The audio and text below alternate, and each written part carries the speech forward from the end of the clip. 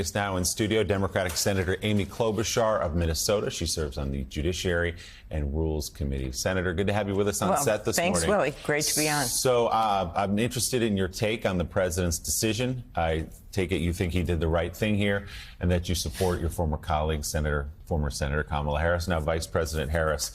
What's your view of how this went down and what the future looks like potentially with Vice President Harris at the top of the ticket? Well, first of all, President Biden took the honorable path, a path that I don't think people expected to happen on a Sunday afternoon, and he did it for the right reason, for all the reasons that Mike and Joe were just discussing, and that is he's someone that has governed with integrity, with conviction. I can speak personally to his empathy. I ran against him for president for an entire year, up on that debate stage where he'd have maybe not as good a moment, and he turned to me and said, "You won that one, kid."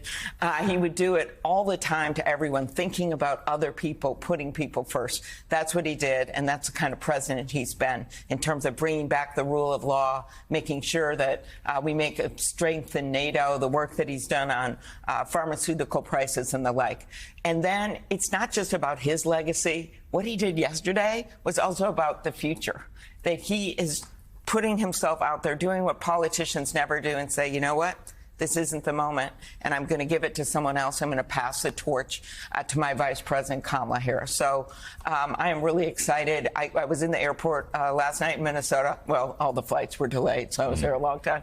And there was just, you could actually feel the excitement, whether it was the workers behind the counters or whether it was people just walking down the gate areas. And I just think that you're going to see new excitement. You see it with the $50 million already raised.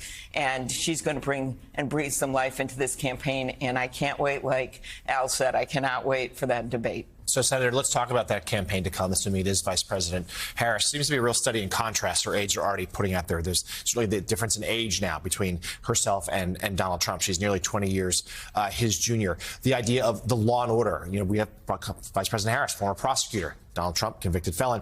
And, of course, this even more so puts abortion rights at the center of this campaign.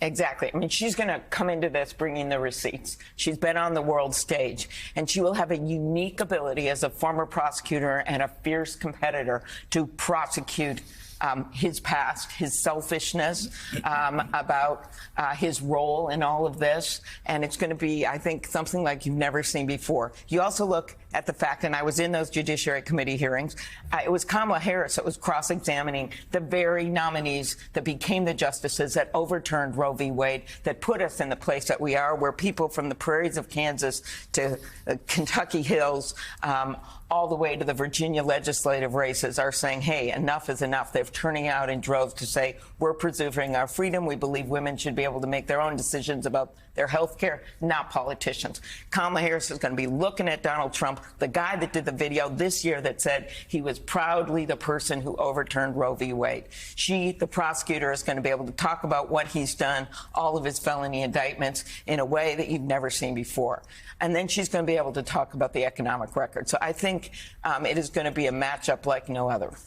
Senator Klobuchar, right on the last point you made about the Roe versus Wade. The Supreme Court, President Biden made a point last week to say that the next president will probably appoint 2 more Supreme Court justices.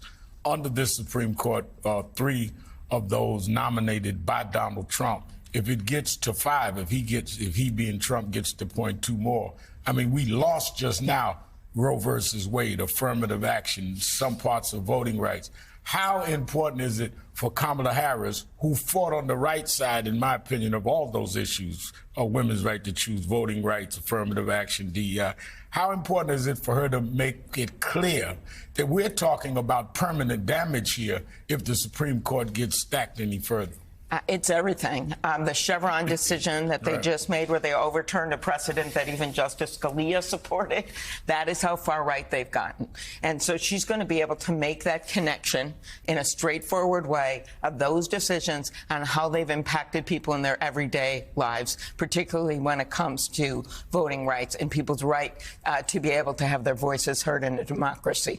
And she's going to be able to be saying it right against Donald Trump, the guy that, calls the Secretary Secretary of State in Georgia and begs him to give him the exact number of votes that he needs to win, which is pure fraud, pure corruption.